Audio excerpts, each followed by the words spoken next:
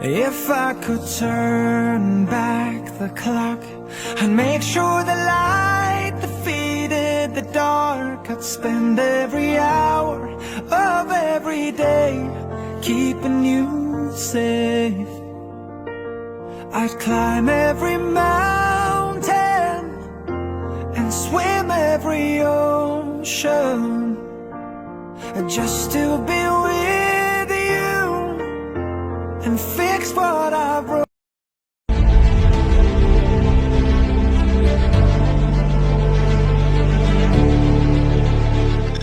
Mayor Digong, PRRD, Tatay, ito ang mga katawagang hindi malilimutan ng mga Pilipino.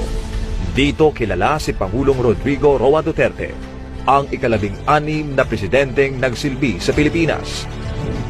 Buwan ng Hunyo taong 2016 nang mahalal sa pwesto, pero bago pa niyan ay mahigit 20 taon nang nanilbihan bilang alkalde ng Davao City.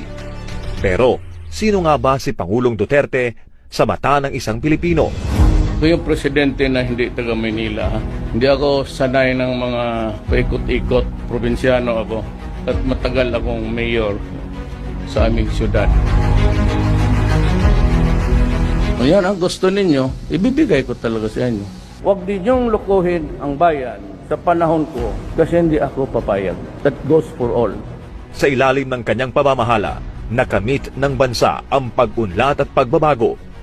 Ilan sa mga hindi matatawarang nagawa ni dating Pangulong Duterte ay ang war on drugs, pag-angat ng ekonomiya, transportation modernization, airport projects, libreng college education, independent foreign policy, anti-red tape, pagbaba ng bilang ng krimen, universal health care, paglaban sa pandemya at Build program. We will eliminate the drug lords once and for all. I will be a dictator, no doubt about it, but only against the forces of evil, criminality, drugs, and corruption. At nagkamit ng pinakamataas na approval rating sa kasaysayan ng bansa. I do not have any master except the Filipino people. Mula Davao City hanggang sa buong Pilipinas, walang takot na hinarap ang bawat pagsubok na dumating sa bansa.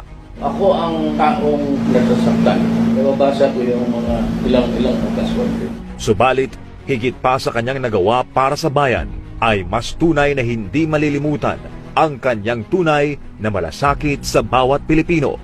Malaman ninyo, isa lang tayo. Your life is not less important than mine.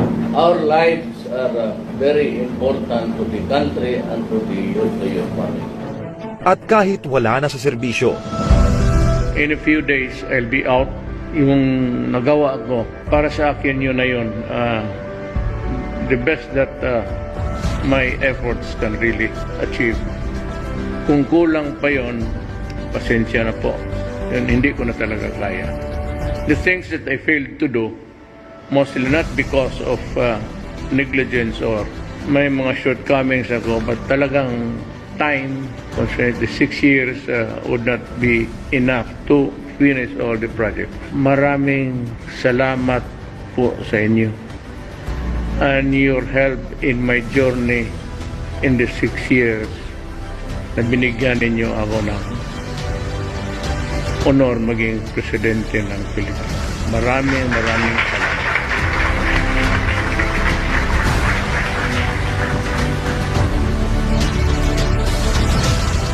ang kaibigan at tatay ng lahat.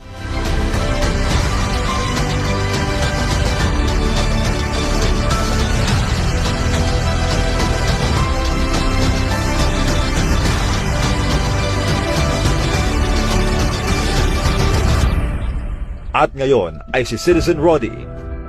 As I have already explained to the public, I am a night person. Ngayon, rested na ako eh. So, if there's any perceptible change, maybe in my physical, it's because nakabawi ako sa tulog. I can complete the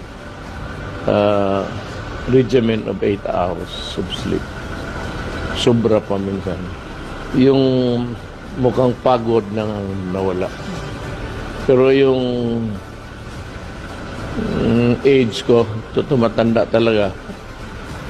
Ayun lang, ang nakakabawi ako sa tulog.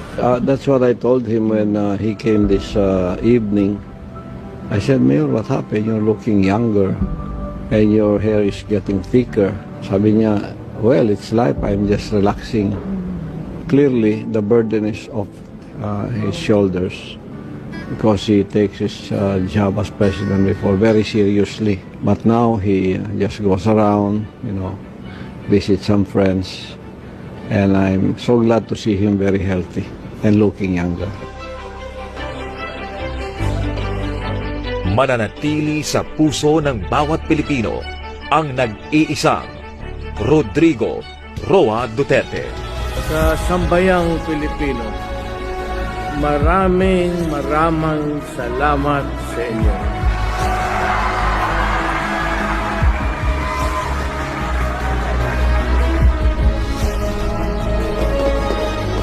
Tatay, napakarami pong salamat sa lahat ng ginawa mo sa city ng Davao at sa buong Pilipinas. Sa lahat ng mga presidente dahil ramdam talaga natin dito yung pagbabago, yung mga droga nawala talaga. Papasalamat po kami sa kapulisan, sa ating mahal na presidente, sa nagawa niya po sa amin. Maraming salamat po, Tay. At mahal po namin kayo. Alam mo yung feeling na parang kulang yung 6 na taon para kay President Duterte. But sabi ko nga sa kanya whenever I see him na maraming salamat because para po sa akin, he is the best president of our country that we ever had. Para sa Pilipinas kong mahal.